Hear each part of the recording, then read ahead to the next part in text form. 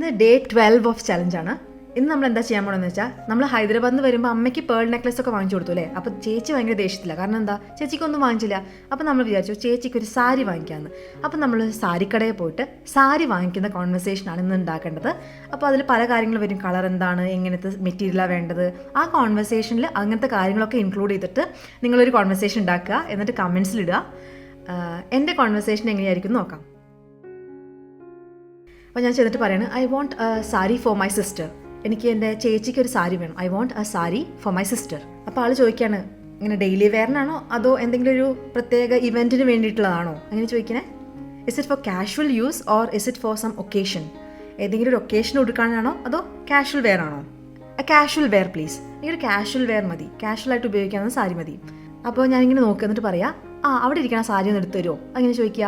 Can you show me that one over there? അവിടെ ഇരിക്കണേ over there. Can you show me that one over there? അപ്പോൾ അത് എടുത്തു തന്നപ്പം I want something with more embellishments. Embellishments എന്ന് വെച്ചിട്ടുണ്ടെങ്കിൽ ഈ ഓരോരോ കാര്യങ്ങളൊക്കെ ഇങ്ങനെ സാരിയിൽ പിടിപ്പിക്കില്ലേ, അതിനാണ് എംബലിഷ്മെൻറ്റ്സ് എന്ന് പറയുക.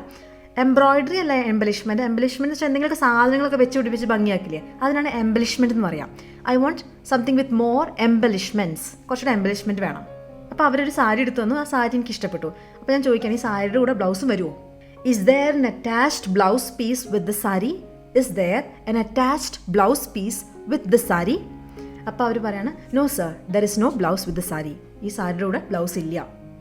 U will have to take it separately. നിങ്ങൾക്ക് വേറെ സെപ്പറേറ്റ് ആയിട്ട് വാങ്ങിക്കണം ബ്ലൗസ്. അപ്പോൾ ഞാൻ ചോദിക്കുകയാണ്, ഇസ് ദെയർ ഡിസ്കൗണ്ട്? ഡിസ്കൗണ്ട് ഉണ്ടോ? Is there discount?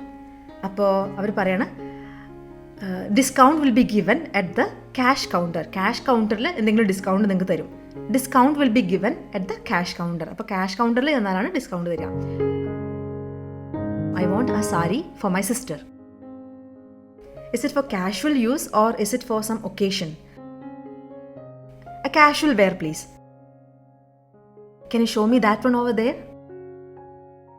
I want something with more embellishments. Is there an attached blouse piece with the saree? No sir, there is no blouse with the saree. You will have to take it separately. Is there a discount? Discount will be given at the cash counter. അപ്പോൾ എൻ്റെ conversation ഇതായിരുന്നു. ഞാൻ സാരിയൊക്കെ വാങ്ങിച്ച് വീട്ടിൽ പോവാം. നിങ്ങളുടെ സാരി എങ്ങനെയാണ് ഉണ്ടാവുക എന്നുള്ളത് കമൻസിലൂടെ അറിയിക്കൂ. അടുത്ത ദിവസം അടുത്ത ചലഞ്ച് കാണുന്നവരേക്കും ബൈ.